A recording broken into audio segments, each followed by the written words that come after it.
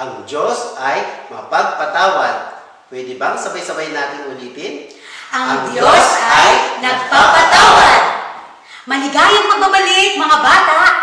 Aaralin natin ngayon ang huling kwento tungkol sa pagkamakapangyarihan ng Diyos sa buhay ni Jose. Ano-ano naman ang mahalagang bagay na dapat nating malaman. Sama-sama natin yung alamin dito sa ating Good News Club Online!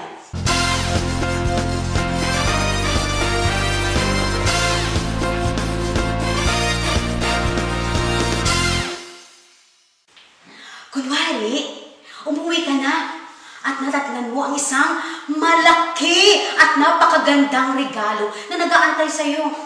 Pero, hindi mo naman kaarawan, hindi rin Pasko. May nagbigay sa iyo dahil mahal ka niya. Anong mararamdaman mo? Tama, syempre masaya ka at excited na bubuksan ang regalo. Alam niyo mga bata, gusto din ng Diyos na bigyan ka ng regalo. Kahit hindi ka nararapat dito, ibig niyang ibigay ito sa iyo dahil mahal ka niya. Basahin natin ang ating talata dito sa Biblia sa Efeso 1:7a. Sinasabi, tinubos tayo ni Kristo sa pamamagitan ng kanyang dugo at sa gayon ay pinatawad na ang ating mga kasalanan. Efeso 1:7a. Malalaman natin na totoo ang salita ng Diyos dahil nakasulat iyon sa Biblia. Ang Biblia ay salita ng Diyos. At ang salita ng Diyos ay sinabi niya ito sa taong nagngangalang Pablo. At si Pablo ay sinulat niya ang mga salita ng Diyos na parang liham. At ito ay sinulat niya sa mga taga-Efeso. Kaya ang pamagat ng aklat na ito ng Efeso ay matatagpuan sa bagong tipan ng Biblia. Ang pamagat nito ay mga taga-Efeso. Basahin natin ulit ang ating talata sa pamagitan ng visual na ito. Simulan natin dito sa reference. Ready ka na ba? Okay, ready? Go! Efeso 1:7a. Sinasabi, tinubos tayo ni Kristo sa pamamagitan ng kanyang dugo at sa gayon ay pinatawad na ang ating mga kasalanan. Efeso 1:7a. At anong ibig sabihin ni God ng tinubos? Ang ibig sabihin ng tinubos ay iniligtas ka sa isang bagay dahil mayroong nagbayad ng katumbas na halaga. At si Jesus ang nagbayad ng halaga ng iyong kasalanan. At sabi dito, sa pamagitan ng kanyang dugo, bago pa si Jesus pumunta dito sa mundo, hiniling ng Diyos sa kanyang bayang Israel na mag-alay sila ng dugo ng hayop para sa kanilang kasalanan paulit-ulit. Ngunit nung dumating si Jesus dito sa mundo, namatay siya doon sa krus at ibinigay niya, inalay niya ang kanyang dugo. Yun ay naging sapat na kabayaran sa ating mga kasalanan. At wala ng ibang kailangan pa. At dahil sa dugo ni Jesus, maaari nang mapatawad ang ating mga kasalanan. Mga bata, pwede niyo ba akong sabayan? Ang Diyos ay nagpapatawad. Tandaan mo yan. Ulitin natin. Ang Diyos ay nagpapatawad. Mga bata, kung hindi ka pa naniwala sa Panginoong Yesus bilang iyong tagapagligtas, ibig ng Diyos na iligtas ka o patawarin ka sa iyong kasalanan. Ipinadala niya si Jesus para tubusin ka sa iyong mga kasalanan. Maaari mo siyang paniwalaan ngayon para iligtas ka niya at patawarin sa iyong mga kasalanan. Kung ikaw naman ay naniwala na sa Panginoong Yesus, alam mo, pinatawad ka na ng Diyos sa iyong mga kasalanan. At tinubos ka na niya at pagmamay-ari ka na ng Diyos. At mga bata, pwede kang huminto saglit para pasalamatan ang Diyos dahil sa pagpatawad niya ng iyong mga kasalanan. Pwede mong sabihin, maraming salamat Panginoon sa pagpatawad mo sa aking mga kasalanan. Ngayon, sasauluhin natin ang ating talata. Pero bago yan, tawagin natin muna si Kuya JP. Okay, can you say hi, Kuya JP? Hi, kids! Si Kuya JP ngayon ay hahawak. Tutulungan niya ako dito sa paghawak ng ating visual at the same time, syempre sa action here. Okay, so mayroon akong paper bag. At sa paper bag, mayroon dito mga strips of paper na may nakasulat. At yun ang gagawin natin habang binabasa natin ang ating talata. Ready ka na ba? Okay, bubunot na si Ate Seth. Okay, anong sabi dito? Touch your ear. Okay, so asan ang ear? Hawakan habang binabasa natin ating talata. Simulan natin sa ating reference. Okay, Efeso 1:7a. Ready? Go! Efeso 1:7a. Tinubos tayo ni Kristo sa pamamagitan ng kanyang dugo at sa gayon ay pinatawad na ang ating mga kasalanan. Efeso 1:7a. Okay, bubunot pa si Ate Se. Point your finger up. Okay, so habang binabasa ulit natin ang ating talata, i-point natin ang ating finger up. Ready? Go! Efeso 1:7a. Tinubos tayo ni Kristo sa pamagitan ng kanyang dugo. At sa gayon ay pinatawad niya ang ating mga kasalanan. Efeso 1:7a. Okay. Next. Okay, tap your head. Okay, so itap natin ang ating head ng ating kamay. Okay? Ready? Habang binabasa ulit ang ating verse. Ready? Go! Efeso 1:7a. Tinubos tayo ni Kristo sa pamagitan ng kanyang dugo at sa gayon ay pinatawad na ang ating mga kasalanan. Efeso 1:7a. Okay, pubunot ulit tayo ng isa pa. Shake hands. Okay, so eto na tayo mag-shake hands. I-shake natin ang hands natin habang binabasa ulit ang ating talata. Okay, ready ka na ba? Ready, go! Efeso 1:7a. Tinubos tayo ni Kristo sa pamamagitan ng kanyang dugo at sa gayon ay pinatawad na ang ating mga kasalanan. Efeso 1:7a. Okay. Huling dalawa. Raise your right hand. Okay, raise your right hand habang binabasa ang ating talata. Ready ka na ba? Ready, go! Efeso 1:7a.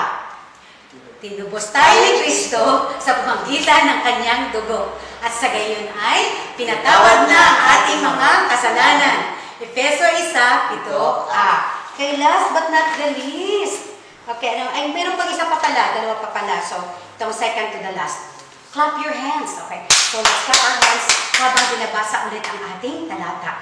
Ready, go! Efeso 1:7a.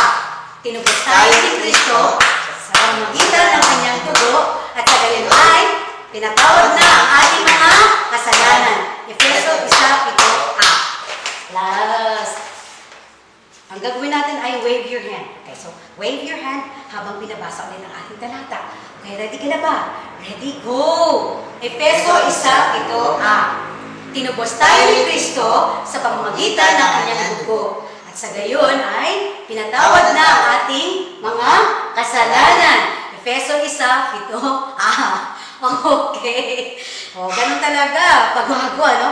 Pero mga bata, try natin na sauluhin nang walang visual. Pwede? Okay, sabayan nyo kami ni Kuya JP. Ready? Go! Efeso 1:7a. Tinubos tayo ni Kristo sa pamamagitan ng kanyang dugo. At sa gayon, ay pinatawad na ang ating mga kasalanan. Efeso 1:7a. Wow! Ang galing! Ngayon, dahil dyan, bigyan natin ng ating sarili ng mosquito club. Paano gagawin yun? Okay, gawin natin tatlong padyak, tatlong palakpak, at parang may lamok lang. Okay, ready ka na ba? Gawin natin. Ready, go! 1, 2, 3. 1, 2, 3. Okay, very good.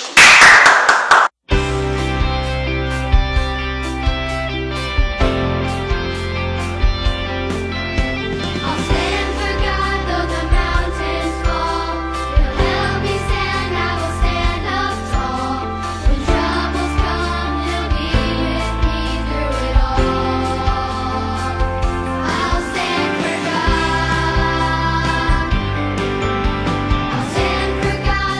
mountains fall.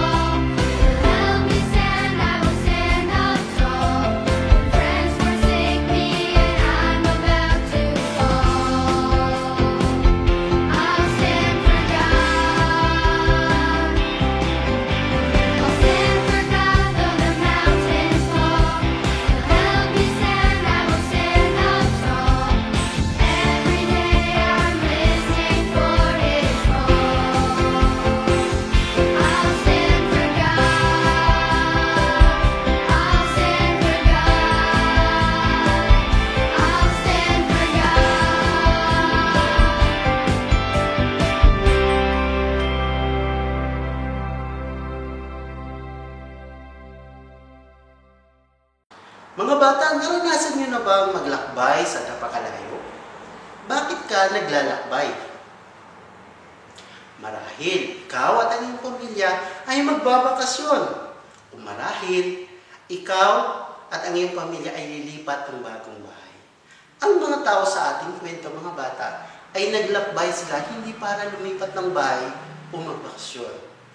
Sila ay naglakbay patungong Ehipto para bumili ng pagkain. Noong mga panahon na yun, mga bata, ay hindi umuulan. Walang mga pananim na tumutubo. Ano ang tawag sa mahabang panahon na walang pananim na tumutubo? At marahil may mga hayop at mga tao ang namamatay. Alam niyo ba ang sagot, mga bata? Tagutong. Tagutong ang sagot mo, kayo ay tama. Kung naalala niyo, mga bata, ipinaalala ng Diyos ang mangyayari sa hinaharap. Kaya nga, di ba, mga bata, sinabi ng Diyos sa pamamagitan ni Jose na magkakaroon ng 7 taong kasaganaan at 7 taong tagutong.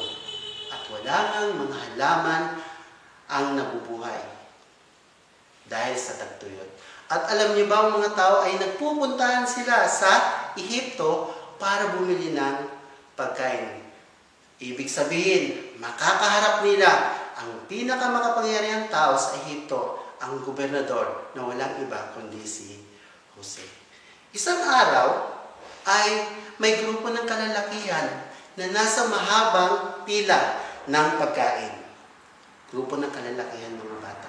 Nagulat si Jose nang makita niya sa harap niya ang kanyang mga kapatid. Pero alam niyo ba, mga bata, hindi nila nakilala si Jose. Kasi noong panahon na yun, mga bata, umabot na rin sa Kanaan ang tagutong.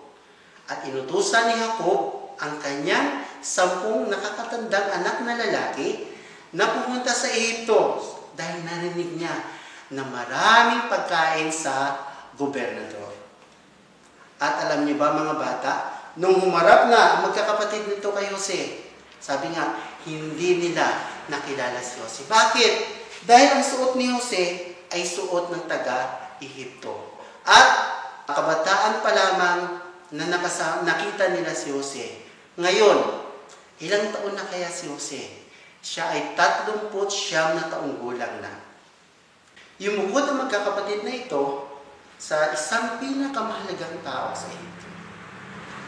Nakita ni Jose habang yumuyugod ang kanyang mga kapatid. At alam niyo ba, mga bata, may naalala si Jose. Sa palagay ninyo, mga bata, ano kaya ang naalala ni Jose?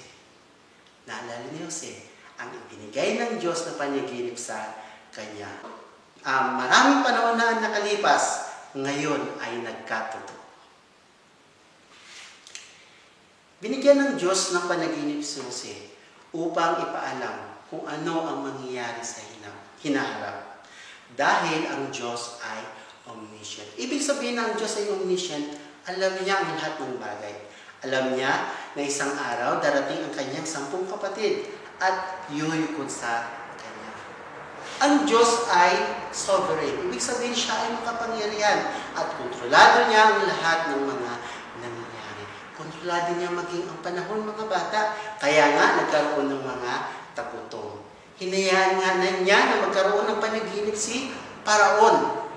Ano ang dahilan, mga bata? Para ilagay si Jose bilang gobernador at tagapamahala sa lupain ng Ehipto.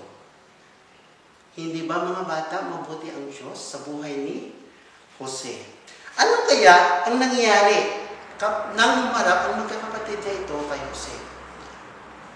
Marahil, mga bata, tinanong ni Jose ang kanyang mga kapatid, taga saan kayo? Isa sa kanyang mga kapatid ay nagsalita. Sabi niya,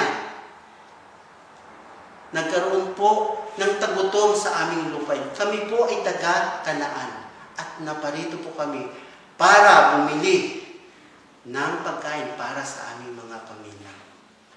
Ang sabi ni Jose, kapani-paniwalang kwento, naparito kayo para bumili ng pagkain para sa inyong pamilya?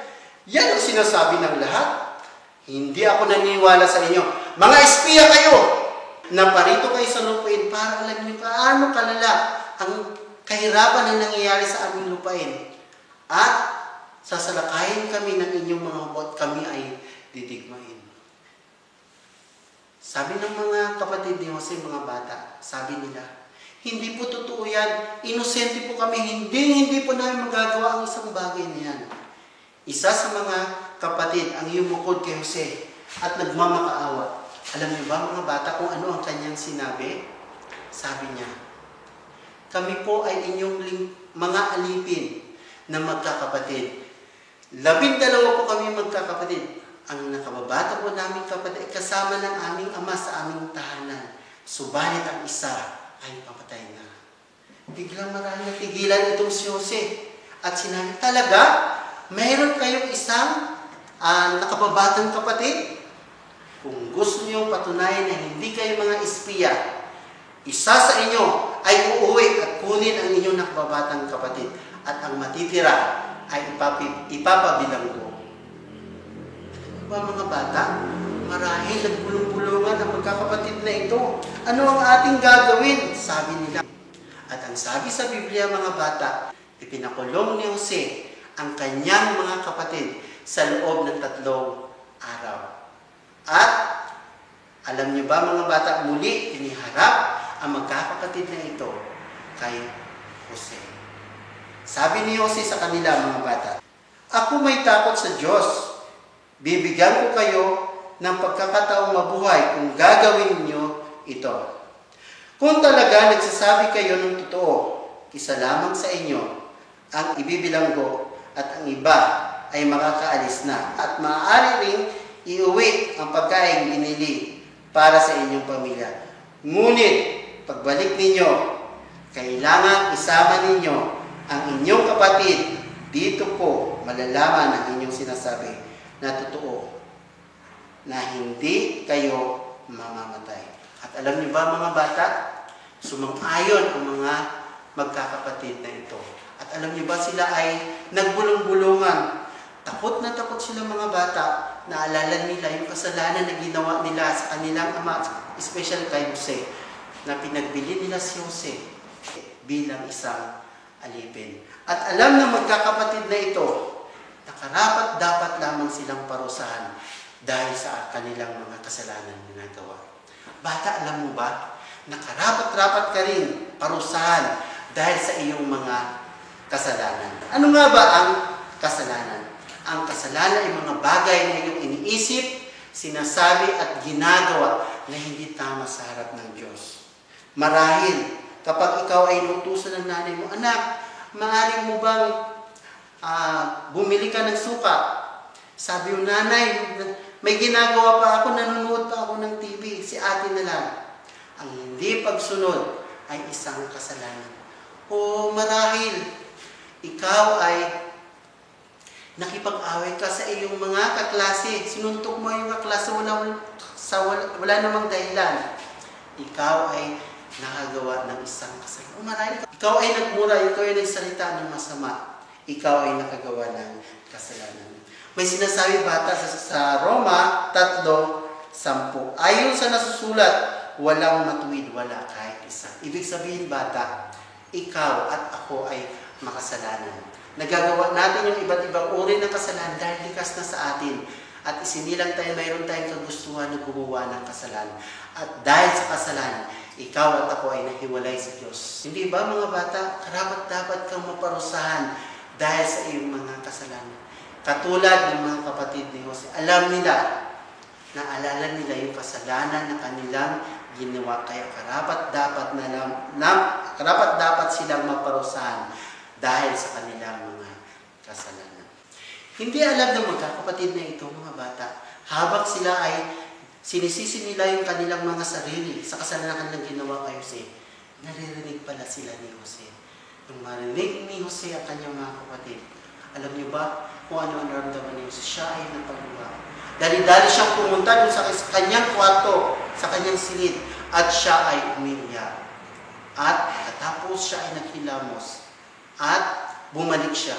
Pagbalik niya mga bata, inutos na ipabilanggo si Simeon, isa sa kanilang mga kapatid. Mananatili sa kulungan si Simeon hanggat madala nila ang kanilang nakababatang kapatid. Lihim na inutusan ni Jose ang kanyang tagapangasiwa na ibalik ang mga pera sa kanilang mga sako sa magkakapatid na ito, ang kanilang ibinayad sa pagkain. At alam niyo ba mga bata, nung mailagay na yung mga pagkain, nagsimula na muli maglakbay ang magkakapatid na ito patungo sa Kanaan. Habang sila ay naglalakbay, nalulungkot sila sapagkat hindi nila kasama ang kanilang kapatid na si Simeon. Hindi nalulungkot sila dahil alam nila na mahirap nilang pakiusapan ang kanilang ama na isama ang kanilang nakababatang kapatid na si Benjamin. Pero habang sila ay naglalakad mga bata, syempre nakaramdam sila ng pagod. Kaya sila ay nagpahinga. At isa sa magkakapatid na ito, binuksan niya ang kanyang sako. At alam niyo ba kung ano ang kanyang natuklasan mga bata? Natuklasan niya na sa loob ng kanyang sako na may pagkain, naroon ang pera na kanilang ibinayad. Kaya takot na takot ang magkakapatid na ito. Baka sila ay mapahamak at mapagbintangan, nagnakaw sa Ehipto. At alam niyo ba mga bata ang sunod nangyari? Ayan. Noong dumating na ang magkapatid na ito, isinalaysay nila sa kanilang ama na si Jacob ang nangyari sa kanilang paglalakbay. Sinabi nila kay Jacob kung paano sila pinaratangan ng gobernador ng mga espiya. Sinabi nila na ipinabilanggo ng gobernador si Simeon. Pero maaari lamang siyang makalalaya kapag sa kanilang muling pagbabalik ay makakasama nila si Benjamin sa Ehipto. At alam niyo ba mga bata, nagulat ang magkakapatid na ito. Lahat sila, binuksan nila yung kanilang mga sako. Nakita nila na naroon yung pera na pambayad nila sa pagkain. At alam niyo ba kung ano ang naramdaman ng magkakapatid na ito? Sila ay nag-alala. Sila ay natakot. Baka pagbalik nila sa Ehipto, sila ay mapapahamak dahil sa kanilang pagnanakaw. Sinabi ni Jacob sa kanyang mga anak, ano itong ginawa ng Diyos sa atin? Patay na si Jose, nawala si Simeon ngayon. Nais niyo pang isama ninyo si Benjamin sa inyong pagbabalik. Ayaw umayag ni Jacob mga bata na isama ang kanyang bunsong anak na si Benjamin. Pero lumipas ang ilang buwan, naubos na ang pagkain na binili sa Ehipto mga bata. Ang paraan lamang ang dapat nilang gawin para makabili muli sila ng pagkain ay isama ang kanilang bunsong kapatid na si Benjamin sa kanilang pagbabalik. Sa wakas, sabi sa Biblia mga bata, pumayag si Jacob na isama si Benjamin sa kanilang paglalakbay. Kaya nagpadala si Jacob ng mga regalo para sa gobernador. At dinoble nila yung pera kabayaran ng pagkain. At alam niyo ba mga bata, kung ano ang sinabi ni Jacob sa kanyang mga anak nung sila ay naglakbay. Loobin nawa ng makapangyarihang Diyos na kahabagan kayo ng tao yun upang mabalik sa akin si Simeon at si Benjamin. Kung hindi man sila may balik, handa na ang loob ko. Mga bata, si Jacob, siya ay naniniwala na nabubuhay ang kanyang pamilya dahil lamang sa habag ng Diyos. Dahil ang Diyos ay omniscient, ibig sabihin, alam niya ang lahat ng mga bagay na nangyayari. At siya ay sovereign dahil siya ay makapangyarihan, kontrolado niya ang lahat ng mga bagay na nangyayari sa mundo ito. Bakit? Dahil ang ating Diyos, siya ang lumikha ng lahat ng mga bagay sa mundo ito. Ano ba yung mga bagay na nilikha ng Diyos? Magbigay nga ng isa? Tama, mga halaman. Ano pa? Puno. Ano pa? mga tao, yung pinaka-espesyal na likha ng Diyos ay ang tao. May sinasabi ang Jeremiah 31 verse 3a. Sa simula pa ay iniibig ko na sila, kaya patuloy ako maging tapat sa kanila. Bata, hindi ka lang nilikha ng Diyos, kundi sabi sa Biblia, ikaw ay mahal ng Diyos. At ang Diyos na nagmamahal sa iyo ay banal. Ibig sabihin, ang Diyos ay kailanman ay hindi siya nakagawa ng anumang kasalanan. Hindi ba? Nakakatuwang malaman na ang Diyos ay nagmamahal sa iyo. Ang Diyos, kontrolado niya ang lahat ng mga bagay na nangyayari sa mundong ito. Kontrolado niya ang mga bagay na nangyayari sa pamilya ni Jacob. Matapos ang mahabang paglalakbay ng magkakapatid na ito, muli sila ay nakating sa lupain ng Ehipto. At dinala sila mga bata sa bahay ni Jose para makasalo niya sa isang salo-salo.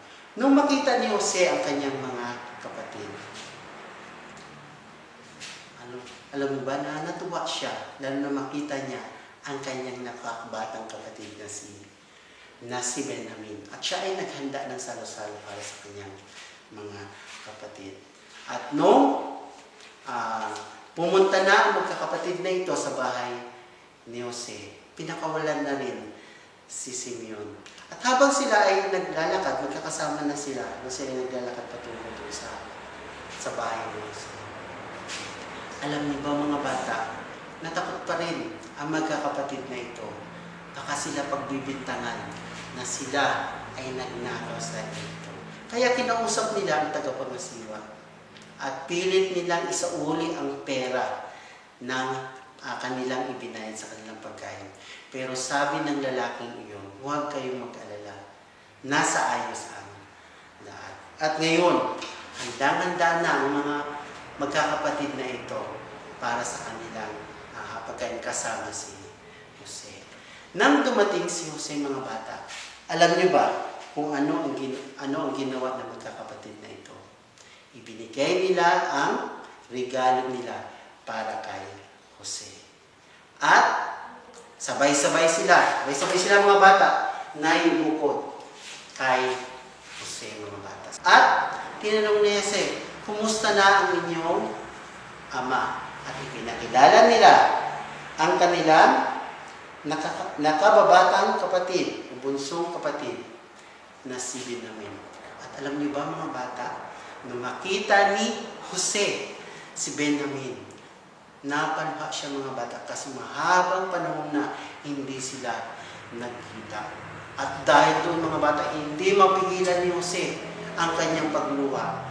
Dali-dali siyang umalis mga bata, pumunta siya sa isang silid at siya ay umiyak. Matapos siyang umiyak mga bata, alam niyo ba ang kanyang ginawa? Siya ay naghilamos at muli siyang bumalik kasalo ang kanyang mga kapatid. Ang sabi sa kwento mga bata, pinalipas ng magkakapatid na ito ang gabi at kinabukasan, nakuha na nila yung pagkain at nagsimula na silang maglakbay. At alam niyo ba mga bata, na sinuhok ni Jose ang kanyang mga kapatid. Lihim na inutos niya ang kanyang mga katiwala na ibalik ang mga pera na ito, ang pera na binayad nila sa kanilang sa sako ng mga magkakapatid na ito at ilagay sa sako ni Benjamin ang pilak na kopa ng gobernador. At habang naglalakbay ang magkakapatid na ito, hinabol sila ng mga tagapangasiwa ni Jose at pinagbintangan sila mga bata na nagnakaw ng pilak na kopa ng gobernador. At alam niyo ba mga bata, na itinanggi ng magkakapatid na ito, sabi niya hindi po namin magagawa ang mga bagay na yan para mapatunayan na nagsasabi sila ng totoo. Bawat isa sa kanila, ibinuksan nila ang kanilang mga sako, isa-isa. At nagulat sila noong binuksan ang sako ni Benjamin.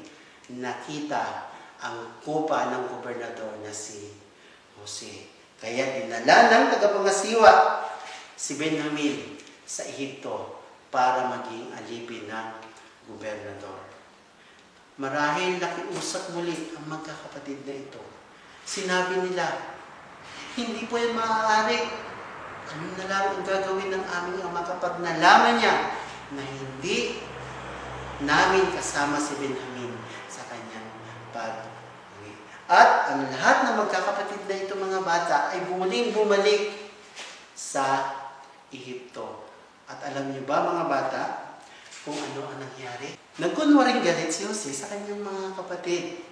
At sinabi niya, bakit niyo ako pinagnakawan? Isa sa mga kapatid ni Jose ang nagplano na ibinta siya bilang isang alipin ay nagsalita na nagngangalang Juda. At siya ay yumuko siya kay Jose at nagmakaawa siya. At sinabi niya kung ano ang kalagayan ng kanyang ama. Lalo na kapag nalaman ng kanyang ama na ang kanyang kapatid na si Benjamin ay isa ng alipin ng lupain ng Ehipto at hindi nila ito makakasama. At nakiusap siya sa gobernador na siya na lamang ang gawing alipin at palayain si Benjamin. Ang kalungkutan at pagmamakaawa ni Juda, mga bata, ang dumurog sa puso ni Jose. Sinasabi sa Biblia, hindi na mapigil ni Jose ang kanyang damdamin, kaya pinaalis niya ang kanyang tagapaglingkod na naroon. At nung sila na lang mga bata, sinabi ni Jose sa kanyang mga kapatid, ako si Jose, buhay ko ba ang ating ama? Marahil nagulat ang magkakapatid na itong mga bata. Nagulat sila.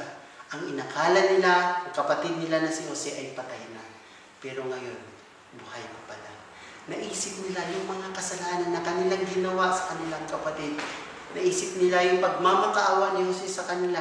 Pero ang ginawa nila, ipinagbili pa rin siya bilang isang alipin. Ngayon, si Jose, ang pinakamakapangyarihang tao sa lupain ng Ehipto dahil siya ang gobernador o tagapamahala ng Ehipto. Ano kaya ang gagawin ng magkakapatid na ito?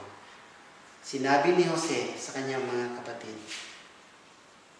ngunit huwag na ninyong ikalungkot ang nangyari. Huwag niyo sisihin ang inyong sarili sa ginawa ninyo sa akin. Ang Diyos ang nagpadala sa akin dito upang iligtas ang maraming buhay. 2 taon pa lamang ang tagutom, 5 taon pa ang darating, at walang aaniin sa mga bukirin. Pinauna ako rito ng Diyos upang huwag malipol ang ating lahi. Kaya hindi kayo, kundi ang Diyos ang nagpadala sa akin. Si Jose, mga bata, ay mula sa lahi ni Jacob na pinangakuan ng Diyos na sa kanya magmula ang maraming bansa. At hinayaan ng Diyos na si Jose ay gawing tagapamahala sa lupain ng Ehipto upang iligtas ang maraming buhay. At hindi lang maraming buhay, iligtas din ang kanyang buong pamilya mula sa tagutom. Si Jose ang ginawang tagapagligtas ng kanyang sambahayan. Alam niyo ba mga bata, maraming panahon na rin ang nakalipas. Nangako ang Diyos na siya ay magpapadala ng tagapagligtas. Sino ba yung tinutukoy na tagapagligtas? Walang iba, kundi ang ating Panginoon. Sino nga ba mga bata? Si Jesus. Si Jesus ang tinatawag na perpektong anak ng Diyos. Kapag sinabi perpekto, siya ay walang kasalanan. Si Jesus ay nakatira siya doon sa langit. Bumaba siya dito sa lupa at siya ay nagkatawang tao. Siya ay naging sanggol, siya ay naging bata. Pero nung lumaki si Jesus, anong ginawa sa kanya ng masamang tao? Siya ay hinuli at siya ay pinarusahan. Pero sa nila kay Jesus, siya ay pinako doon sa cross. Ano ang sinasabi sa talata na ating isinahulog? Sa Efeso 1:7, tinubos tayo ni Kristo sa pamamagitan ng kanyang dugo at pinatawad ang ating mga kasalanan. Ibig sabihin mga bata, na ang dugo ni Jesus ang nagpatawad sa ating mga kasalanan. Dahil ang Diyos ay nagpapatawad. Sabayin nyo nga ako mga bata, ang Diyos ay nagpapatawad. So, ibig sabihin mga bata, pinatawad tayo ng sa pamamagitan ni Jesus. nung inalay niya ang kanyang buhay, ang kanyang dugo doon sa krus. Siya ay namatay, inilibing at muling nabuhay sa ikatlong araw. At siya ngayon ay naroon na sa langit. Mga bata, si Jesus ang ipinangako ng Diyos na magliligtas sa ating mga kasalanan. Siya lamang umaaring makapagpatawad sa ating mga kasalanan. At si Jose rin ang ipinadala ng Diyos para iligtas ang kanyang buong pamilya mula sa tagtuyot o taggutom. At nung matapos silang mag-usap mga bata, ibinakilala ni Jose ang kanyang mga kapatid kay Paraon. At inutos na umuwi kasama ang kanilang mga sasakyan at mga regalo at mga pagkain. At isasama nila si Jacob at ang kanyang buong sambahayan sa Ehipto sapagkat mayroon pang 5 taon na tagutom ang mangyayari sa Ehipto. At alam niyo ba mga bata, sabik na si Jose na makita ang kanyang ama. Nang makita ni Jose ang kanyang ama, kasama ang kanyang buong sambahayan, alam mo ginawa ni Jose mga bata? Siya ay tumakbo at niyakap niya ang kanyang ama at siya ay umiyak mga bata. Nagpapakita lamang na mahal ni Jose ang kanyang ama. At alam niyo ba mga bata, ang sabi sa Biblia, 22 taon na hindi nagkita si Jose at ng kanyang ama. At alam niyo ba na ang pamilya ni Jose ay nanirahan sila sa Ehipto 17 taon. Napakahaba, di ba mga bata? Sila ay nanirahan. Kasama ni Jose ang kanyang ama. Pero dumating ang panahon na namatay si Jacob at natakot muli ang magkakapatid na ito. Pero anong sabi sa Biblia? Anong sinabi ni Jose sa kanyang mga kapatid? Ito ang kanyang sinabi mga bata. Masama nga ang inyong ginawa sa akin, subalit pinahintot iyon ng Diyos para sa kabutihan. At dahil dito'y naligtas ang marami ngayon. Kaya huwag na kayong mag-alala. Ako ang bahala sa inyo at sa inyong mga anak na panatag ang kanilang kalooban sa mga sinabi ninyo. Kasi nga natakot sila mga bata. Baka sila ipaggantihan ni Jose. Pero mabuti, maganda ang ipinakita ni Jose sa kanyang mga kapatid. Ipinaalala ni Jose ang kanyang plano, ang plano ng Diyos. Nais ni Jose na maunawaan ng kanyang mga kapatid na ang Diyos ay sovereign. Ibig sabihin, ang Diyos ay makapangyarihan at kontrolado niya ang lahat ng mga bagay. Inalagaan niya ang kanyang mga anak at ang kanyang pangyarihin ang mabuti mula sa masamang pangyayari. Kaya din ng Diyos na palabasin ang mabuti mula sa masamang kalagayan mo. Kung ikaw ay nagtitiwala na kay Jesus bilang iyong tagapagligtas, aayusin ng Diyos ang lahat ng bagay para sa iyong ikabubuti. Maaring hindi mo na iuunawaan ang ilang mga pangyayari sa iyong buhay. Bakit kailangan mong manatili sa bahay sa panahon na ito? Bakit kailangan ninyo lumipat ng isang bagong lungsod? O bakit kailangan maghiwalay ang iyong mga magulang? Anong sinasabi sa Roma 8:28? Alam natin na sa Diyos na sa lahat ng bagay ay gumagawa ang Diyos para sa mabuti, kasama ang mga nagmamahal sa Kanya. Silang mga tinawag ayon sa Kanyang mga layunin. Maring parang hindi patas o tama ang lahat ng mga ngunit kailangan mong tandaan na ang Diyos ay sovereign. Ibig sabihin siya ay makapangyarihan. Kontrolado niya ang lahat ng mga bagay na nangyayari sa iyong buhay. Bilang kanyang mga anak, makasisiguro ka na mabuti pa rin ang idudulot ng Diyos mula sa lahat ng bagay kahit na mukha itong imposible.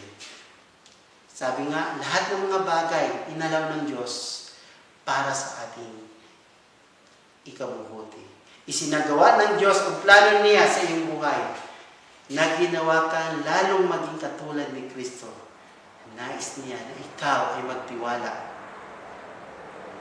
Pagtiwala ka sa Kanya, kaya niyang gumawa ng mabuti mula sa napakasama mong kalalagayan. Napalabas ng Diyos ang mabuti para sa buong pamilya ni Jacob. Mula sa masamang kalalagayan ni Jose, nagawang makita ni Jose na ang Diyos ang may hawak ng lahat ng mga bagay sa kanyang buhay. Ginamit ng Diyos si Jose para iligtas niya mga bata, ang kanyang buong pamilya at ang iba pang mga tao upang maisipatuparan ng Diyos ang kanyang pangako. Dahil ang ating Panginoong Hesus ay ang tagapagligtas at sa iyong mga kasalanan. Alam mo ba na ikaw ay makasalanan? Ikaw ay hiwalay sa Diyos dahil sa iyong mga kasalanan. Pero alam mo ba na si Jesus na walang kasalanan, kusa niyang inalay ang kanyang buhay upang ikaw ay mapatawad sa iyong mga kasalanan. Ang sabi sa Juan 6:47, "Pakatandaan ninyo, ang sumampalataya sa akin ay may buhay na walang hanggan." Anong ibig sabihin ng sumampalataya? Kung ikaw ay maniniwala na si Jesus ay namatay sa krus at muling nabuhay, ikaw ay magkakaroon ng buhay na walang hanggan. Buhay na walang hanggan na kailangan mo habang ikaw ay nabuhay sa mundong ito. Buhay na walang hanggan na makasama mo ang Diyos doon sa langit kapag tatanggapin mo siya sa puso mo bilang iyong tagapagligtas. Bata, tatanungin kita, nais mo bang sumampalataya kay Jesus bilang iyong tagapagligtas? Kung yan ang nais mo sumampalataya kay Jesus, bata, maaari mong sabihin o bigkasin ang panalangin na ito. Maaari mong sundan ang panalangin ito, pero bibigkasin mo yung panalangin ito, kailangan mula sa iyong puso. Tayo ay panalangin. Panginoong Jesus, inaamin ko po na ako ay makasalanan. Patawarin niyo po ako. Naniniwala po ako na si Jesus ay namatay sa krus at muling nabuhay upang ako ay mapatawad sa aking mga kasalanan. Sa oras na ito, Panginoong Jesus, ay tinatanggap kita sa aking puso bilang aking tagapagligtas. Sa pangalan ni Jesus. Amen. Ang Diyos ay nagpapatawad. Pwede bang sabay-sabay natin ulitin? Ang Diyos ay nagpapatawad. Paano natin alalahanin na ang Diyos ay nagpapatawad sa ating kasalanan? Ang sagot ay malalaman sa ating sinaulong talata. Pwede bang bigkasin natin ulit? Ready, go! Efeso 1:7-8. Tinubos tayo ni Kristo sa pamamagitan ng kanyang dugo at sa gayon ay pinatawad na ang ating mga kasalanan. Efeso 1:7-8. Dito na naman matatapos ang isang aralin at sa susunod na linggo, tutuklasin natin ang mga bagay patungkol sa nangungusap ang Diyos sa iyo. Kaya mga bata, patuloy nyo kami samahan next week dito sa ating Goodness Club!